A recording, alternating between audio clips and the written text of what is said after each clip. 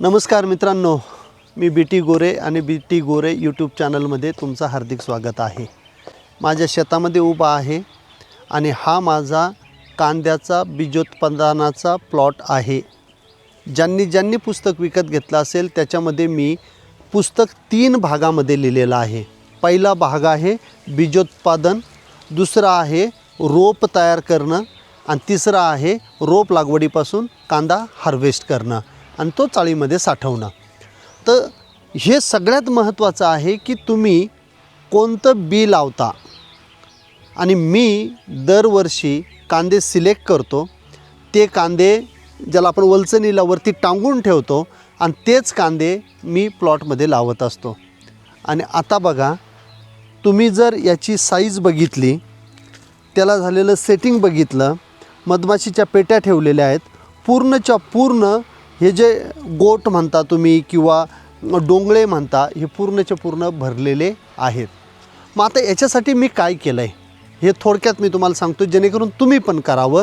कारण ह्याची जी क्वालिटी आहे बियाची, तीच क्वालिटी आपल्याला चांगलं कांद्याचं उत्पादन पुढं शेतामध्ये लावल्यानंतर देणार आहे।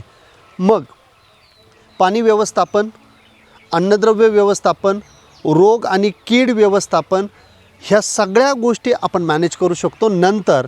पण लागवडीपूर्वी शेणखताचा वापर, बेड तयार करणं, 2 ओळींमध्ये लावणं, 2 ओळींमध्ये 1 फुटाचं अंतर ठेवणं, त्यानंतर जेव्हा गोट यायला सुरुवात झाली, जेव्हा छोटे गोट होते, या पद्धतीने जेव्हा गोट होते छोटे आलेले, तेव्हा इथे दोरी बांधलेली आहे। आणि ही जी दोरी आहे, ही दोरी ह्या गोटला मध्ये पडू देत नाही।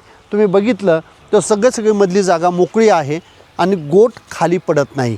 कारण हे जर आपलं असं खाली पडलं तर तुटलं जातं। जसं आता ही बाहेर राहिलेला हा गोट आहे, हा खाली पडला, इथं तो मोडला गेला। मग आता इथून मोडलेला आहे, याला जेव्हा बी तयार व्हायचं आहे तेवढा अन्न पुरवठा याला होणार नाही आणि ही जी बियाची क्वालिटी आहे ती चांगली राहणार नाही आहे।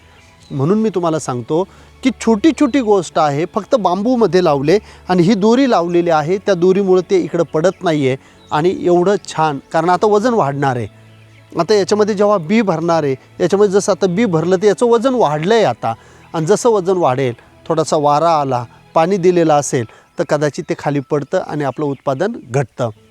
छोट्या टिप्स आहेत, त्या टिप्स जर आपण वापरल्या तर मी सांगतो शेती खूप चांगली आहे, प्रॉफिटेबल होऊ शकते।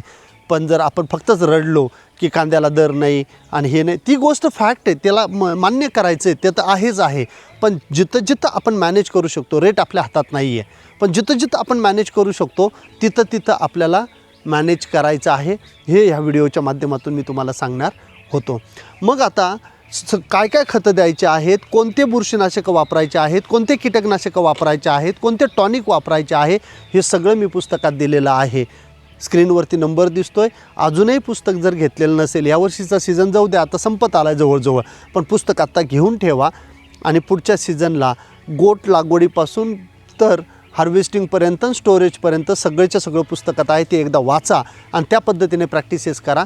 कांदा 28.5 टनापर्यंत मी पोहोचलेलो आहे। त्यावर्षी वातावरण खूप चांगलं होतं, यावर्षीचं वातावरण एवढं नाही, यावर्षी येणार नाही हे पण मला माहिती आहे।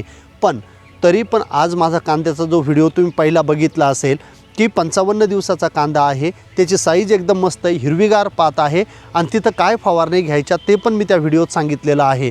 तर जे आजच्या तारखेला द बेस्ट आपण करू शकतो ते आपण करूया, शेतीमध्ये उत्पादन वाढवूया।